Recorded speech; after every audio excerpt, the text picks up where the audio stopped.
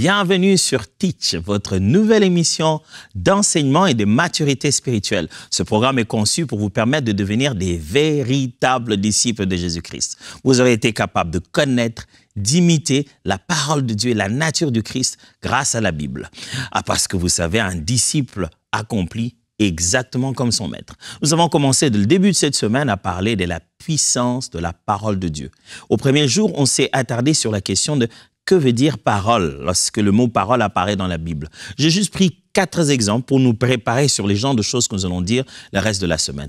Aujourd'hui, nous allons nous focaliser à parler essentiellement des attributs de la parole. Je ne dirai pas tous les attributs de la parole de Dieu, mais j'en ai pris quelques-uns pour que nous puissions ensemble réellement entrer, sentir le désir, l'envie, la passion de mieux connaître le sujet, parce que c'est aussi ça le but de Teach. Alors, let's teach. Grandissons ensemble. Qu'est-ce que la parole de Dieu est? La parole de Dieu est créatrice. La parole de Dieu crée. Elle n'invente pas, elle crée. L'invention, c'est le fait qu'on ait fait une nouvelle formule des combinaisons du déjà existant.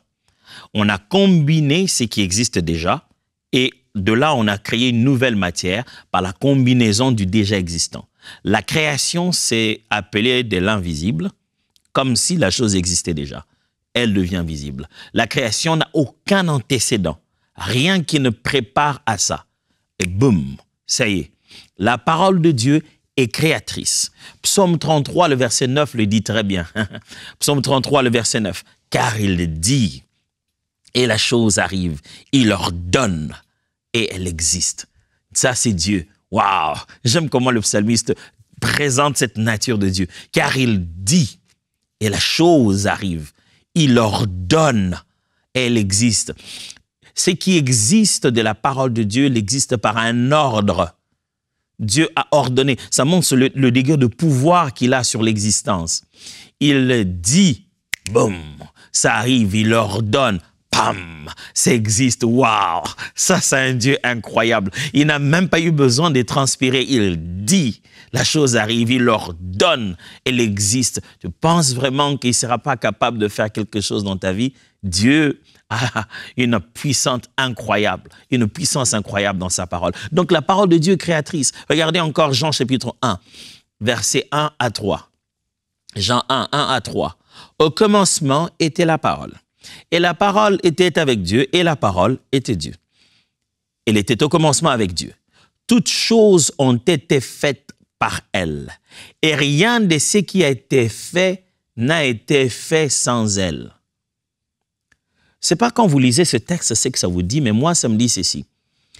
Toutes choses ont été faites par elle. Au commencement, il n'y a que la parole était avec Dieu, la parole était Dieu, c'est tout. On ne cite plus personne.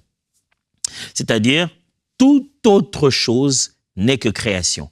Il n'y a qu'un seul créateur. Et je répète cela, toute autre chose n'est que création.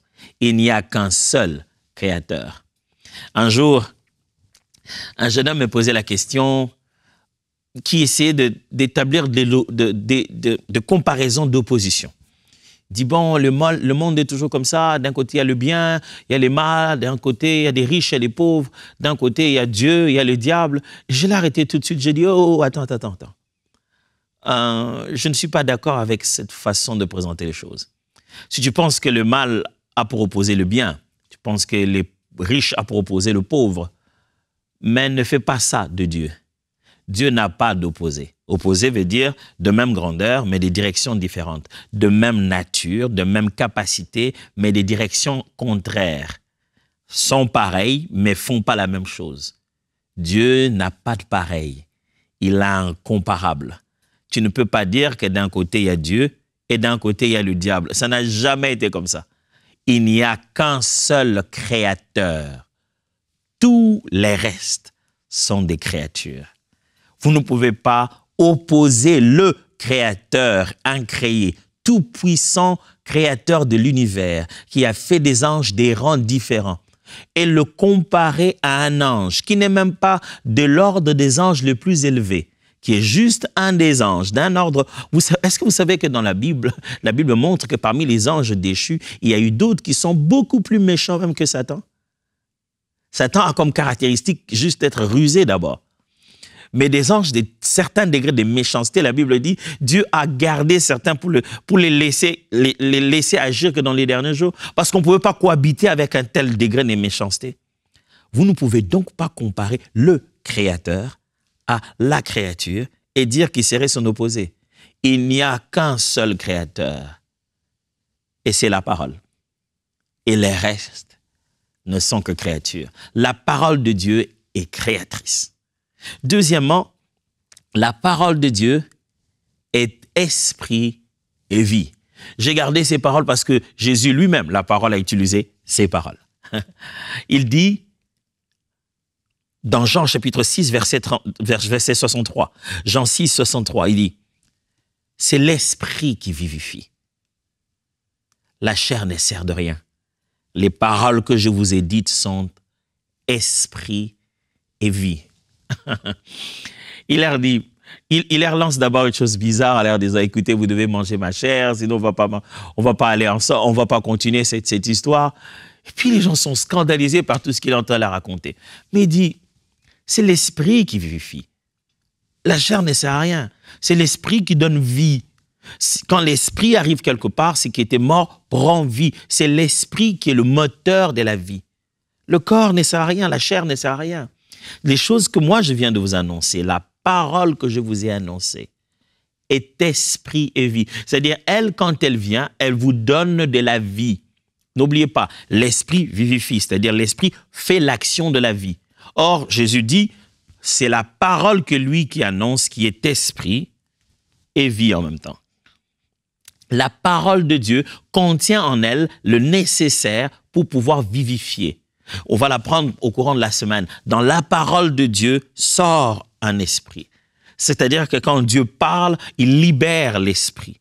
C'est ce que Jésus est en train de dire. La parole que je vous ai annoncée est de nature esprit et vie. La parole de Dieu est esprit et vie. Alors, c'est pour cette raison que dans la guerre spirituelle, mes amis, vous vous battez contre des esprits mauvais, vous battez contre des démons, vous ressentez de l'oppression, vous levez et vous dites la parole. Vous proclamez la parole. Vous mettez la parole de Dieu dans vos bouches. Au nom de Jésus de Nazareth. Ce que vous avez dit là est esprit. Ça localise les esprits.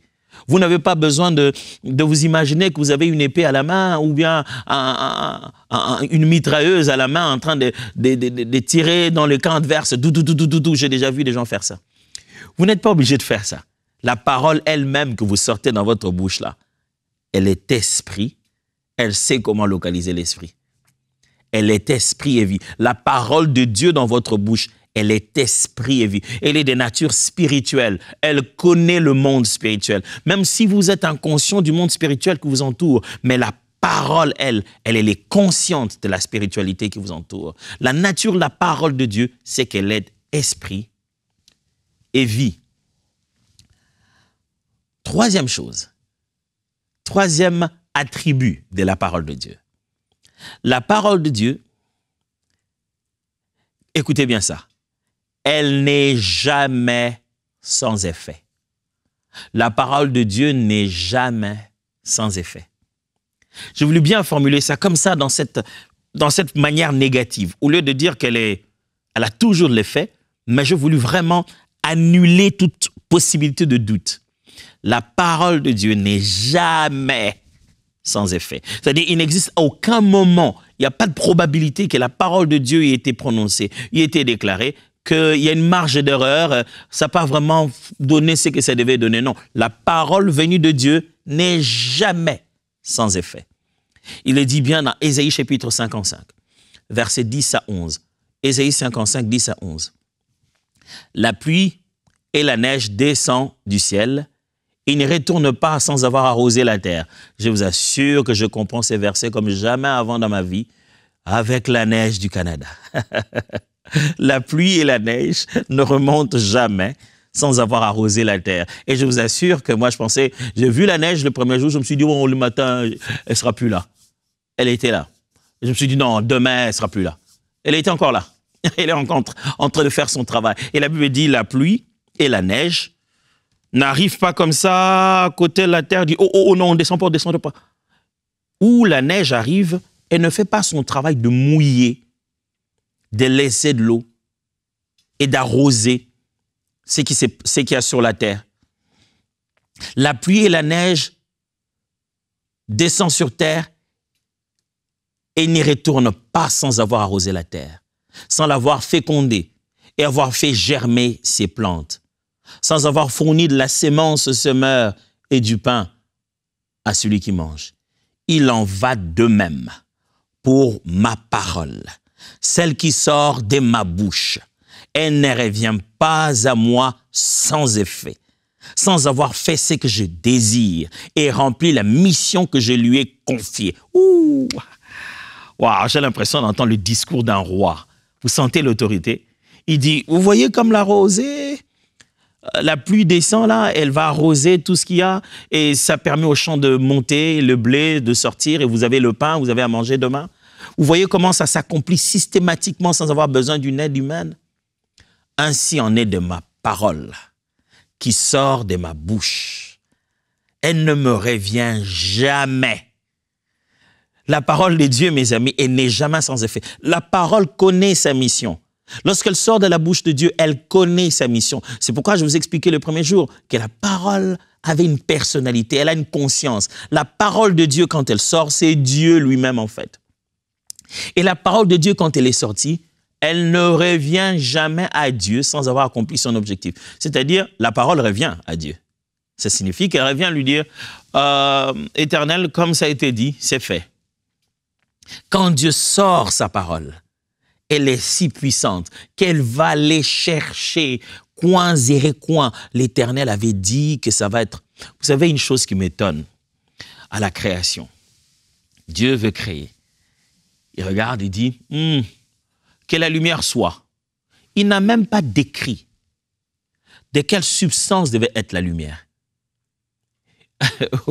Ces derniers temps, je me suis amusé de temps en temps à faire une commande sur l'intelligence artificielle pour produire des images ou des photos. Et je sais que pour faire cette demande, pour produire une image, il faut être bien détaillé. Je veux une image d'un prédicateur de race noire assis sur une chaise grise dans le plateau de Teach. Vous n'aurez pas ça malheureusement. C'est très, très unique, le plateau de Teach. Mais vous mettez des choses comme ça, et vous avez un présentateur, plus ou moins dans l'idée où vous êtes. Vous avez besoin de donner des détails pour que ce soit exactement ce que vous voulez. Des fois, ça vous demande plus de détails. Vous voulez qu'il soit comment, rasé, il porte des lunettes. Vous donnez beaucoup de détails. Mais écoutez ce que Dieu fait. Il dit, que la lumière soit. La parole s'arrange, à savoir qu'à l'intérieur, il doit avoir le soufre, le feu, phosphore, je ne sais pas moi quoi, et que ça doit même avoir de l'oxygène, vous savez. Toute la matière chimique composant la lumière est dans la phrase. Dieu a libéré un chimiste spécialisé d'ordre divin, capable de composer la formule qui va finaliser la lumière. Et c'est où? C'est dans sa parole. Et ce chimiste-là ne lui revient jamais sans avoir délivré la parole. Et ça se fait sans avoir délivré ce que la parole a dit. Et ça se fait dans combien de temps? À la seconde, dans les quelques... Au moment où il a dit, la parole de Dieu, elle est active. Elle a tout ce qu'il y a à l'intérieur pour accomplir ce que Dieu a dit. La parole de Dieu n'est jamais sans effet. C'est ce qui garantit cela. Parce qu'à l'intérieur d'elle, il y a le nécessaire pour l'accomplissement de la parole que Dieu a donnée. Et Dieu a dit, ça ne lui revient jamais sans avoir accompli son but. Faisons confiance à la parole de Dieu, mes frères.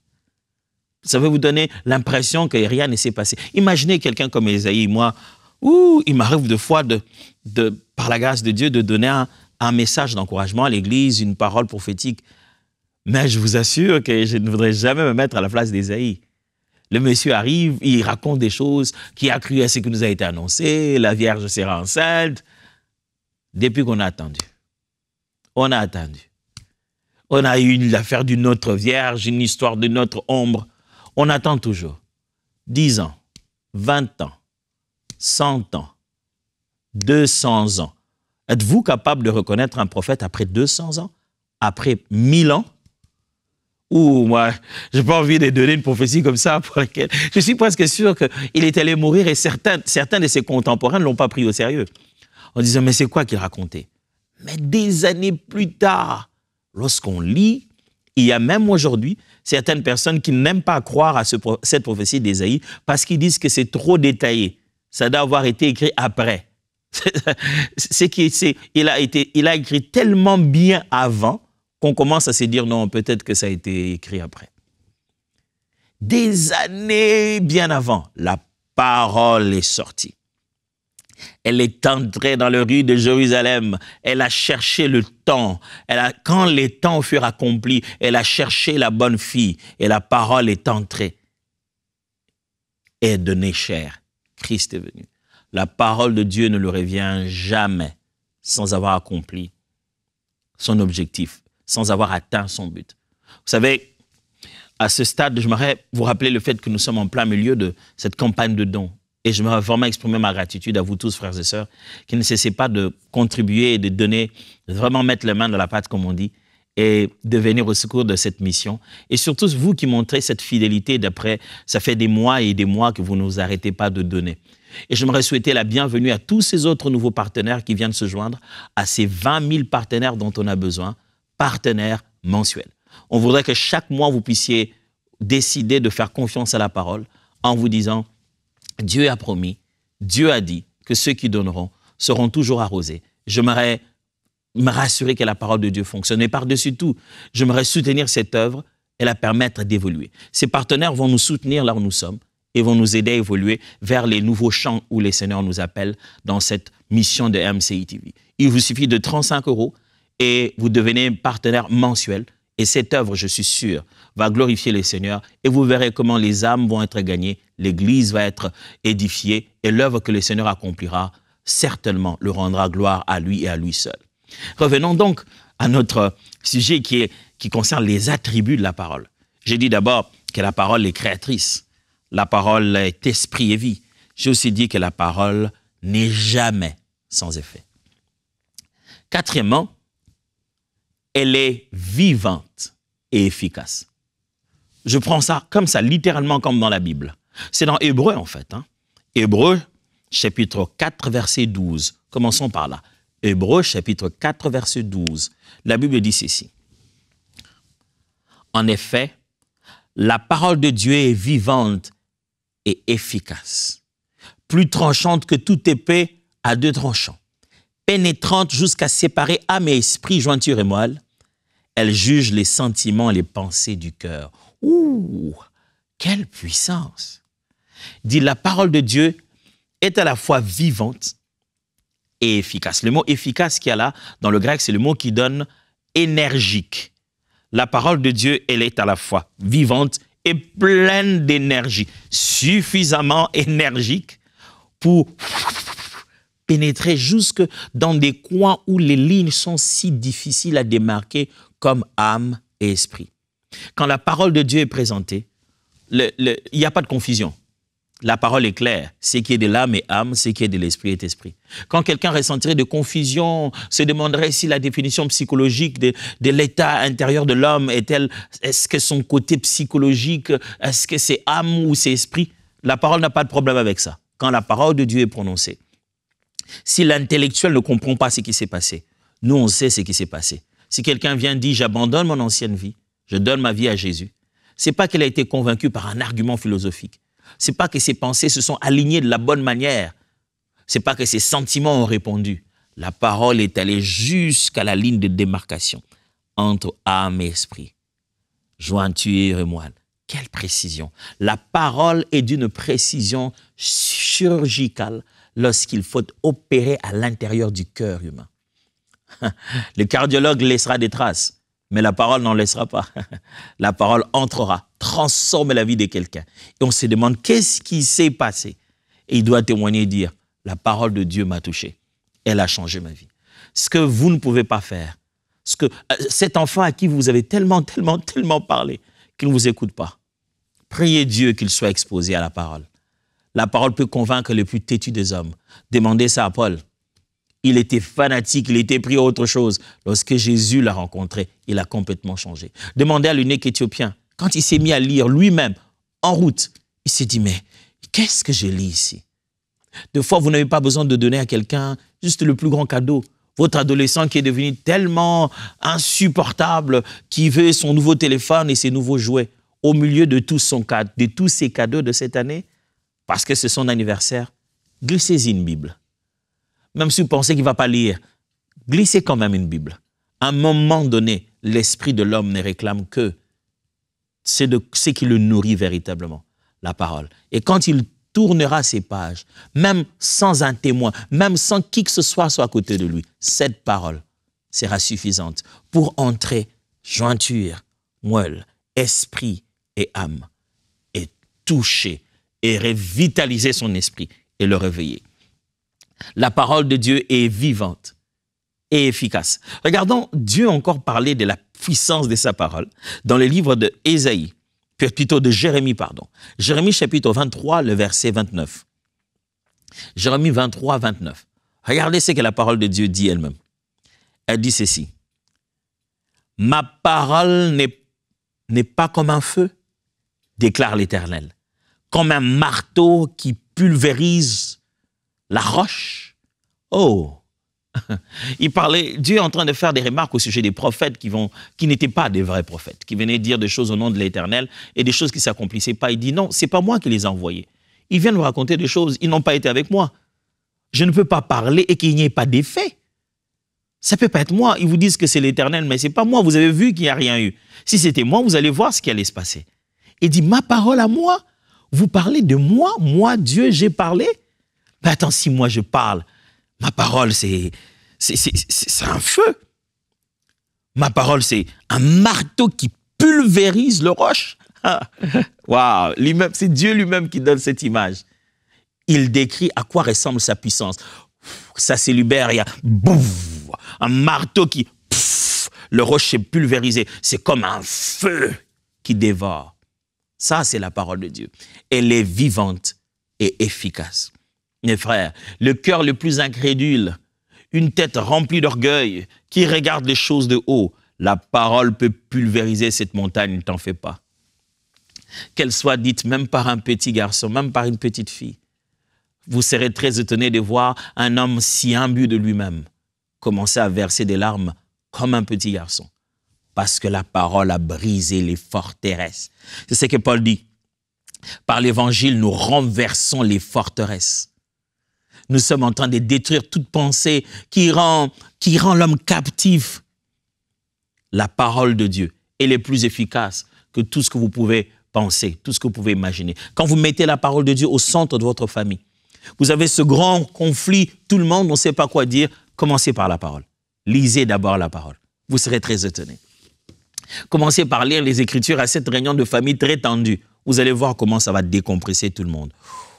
Vous dites, oh, la situation est quand même difficile. Dans ce moment de couple, vous ne savez pas comment vous réconcilier. Il y a un rocher fort. Commencez par la parole. Des chéris, avant de parler, je me suis souvenu de ce qui est écrit dans la parole. La Bible dit, dès que tu la cites, elle est puissante comme un feu. La parole de Dieu, elle est puissante. Alors, cinquième attribut de la parole est infaillible. La parole est infaillible. La parole, bref, elle a la nature de Dieu. La parole de Dieu est Dieu. Elle est comme Dieu.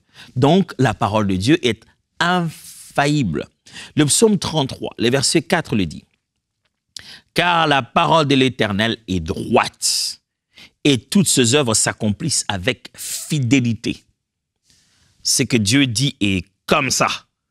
Et tout ce qu'il a dit à l'intérieur s'accomplit juste de justice, juste de justesse.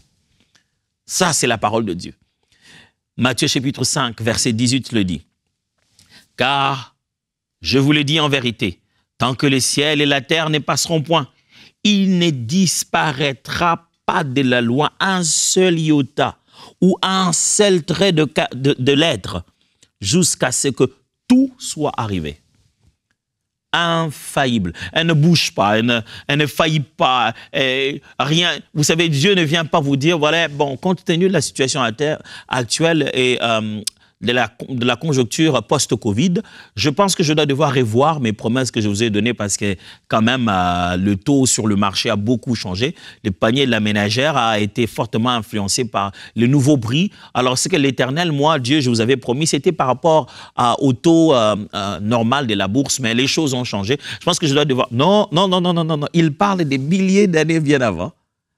Quel que soit le taux sur le terrain, quel que soit qui est président, quelle maladie envahit le monde, elle reste infaillible. Elle s'accomplit toujours. Enfin, la parole de Dieu, comme attribut, elle est éternelle.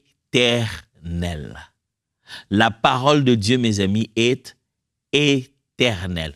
Bien sûr, comme Dieu lui-même. 1 Pierre chapitre 2, versets 23 à 24 dit « Car toute chair est comme l'herbe, et toute sa gloire comme la fleur de l'herbe. L'herbe est sèche et la fleur tombe, mais la parole du Seigneur demeure éternellement. Et cette parole est celle qui vous a été annoncée par l'Évangile. » Oh, mes amis, il semblerait que ce que je vous prêche tous les jours aussi demeure éternellement. La parole de Dieu est Dieu. Si elle était là au commencement, elle sera là quand il sera la fin du monde. Elle sera là, même après que le monde soit brûlé. La parole de Dieu est éternelle. Quand Dieu a parlé, mes amis, sa parole reste. Elle demeure. Si Dieu te fait une promesse au sujet de toi et de tes enfants, même quand tu ne seras pas là pour veiller sur eux, la parole veillera sur eux. Dieu te fait une promesse sur toi et ta progéniture, même quand tu ne seras pas là pour veiller sur eux, la parole veillera sur eux. Dieu te fait une promesse pour toi et tes biens, même quand tu ne seras pas là toi-même personnellement pour veiller sur tes biens. La parole veillera sur tes biens. Parce que la parole de Dieu et la promesse de Dieu sera toujours plus vieille que toi. Elle durera plus toujours. Elle te dépassera toujours en âge. Pourquoi? Parce qu'avant que tu n'existes, la parole, elle a toujours existé. Je ne sais pas si vous avez saisi. Aujourd'hui, j'ai parlé avec vous des 6 attributs. Il y en a beaucoup plus. Mais je vous ai parlé que des 6 attributs de la parole de Dieu. Parce que le but durant cette semaine, c'est pour vous faire ressentir la puissance de la parole de Dieu. Vous faire comprendre que la parole de Dieu est puissante. Et vous pousser dans vos cœurs à avoir la foi à la parole. Parce que mes amis, tout ce qu'on enseigne ici, si on ne croit pas à la puissance de cette parole, eh bien on est juste en train de remplir nos têtes que des idées, que des philosophies. Or, il n'est pas question de philosophie. Il est question d'être disciple. Il est question de discipulat. Il est question d'être informé, formé et transformé. Et lorsque ces 3 choses arrivent en nous, ça doit être rempli de puissance et de vie. Et d'où est-ce qu'on nous tirera la force? C'est pas nous. Ça vient de sa parole. La parole de Dieu est suffisante. Elle est puissante. La parole de Dieu est créatrice. La parole de Dieu est esprit et vie. Elle n'est jamais sans effet. Elle est vivante et efficace, infaillible et éternelle. Et c'est sur ça que nous sommes en train de finir cette émission d'aujourd'hui. Espérons vous voir demain pour que nous puissions clôturer ensemble le sujet. On ne clôture pas, on va continuer. Demain, on va parler de 2 termes grecs. Alors, ça va être très intéressant. On va parler un peu de grec et tout ça. Ça va être très intéressant. Vous allez découvrir 2 termes en grec qui sont traduits par parole, mais que l'on peut bien nuancer. Et la nuance va être très, très intéressante. Ça, c'est pour demain. Pour l'instant, Dieu vous bénisse. Let's teach. Grandissons ensemble.